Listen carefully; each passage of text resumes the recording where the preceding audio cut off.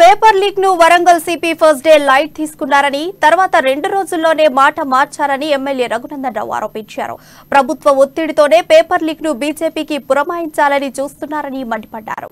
నాంపల్లిలోని party రాష్ట్ర కార్యాలయంలో ఆయన మీడియాతో మాట్లాడారు. న్యాయస్థానాలపై తమకు నమ్మకం ఉందని, బండి సంజయ్ కు పేపర్ లీక్ కు ఎలాంటి సంబంధం లేదని తెలిపారు. అసలు 10th Hindi paper photo Sanjay phone కు ప్రశాంత్ పంపించారనే కారణంతో సంజయ్ ను అరెస్టు చేశారని, ఇదే తరహాలో మంత్రులు ఎమ్మెల్యేలకు పంపిస్తే వారిని కూడా అరెస్టు చేస్తారా, వారు నేరస్తులవుతారా అని ప్రశ్నించారు. శివగణేశన్ అనే వ్యక్తి పేపర్ ను ఫోటో తీశారని, అతని వాట్సాప్ చెక్ చేశారా అని ప్రశ్నించారు.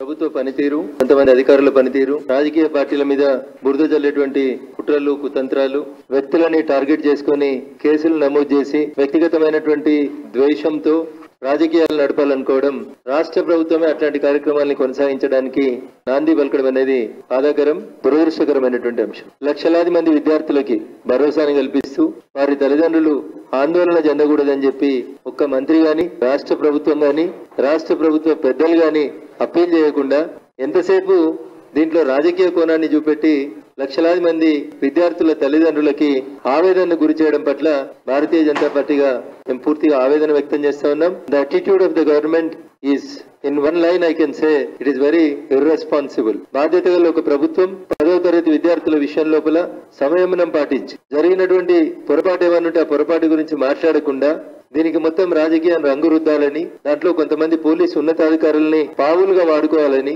పావులుగా ఉన్నతాధికారులు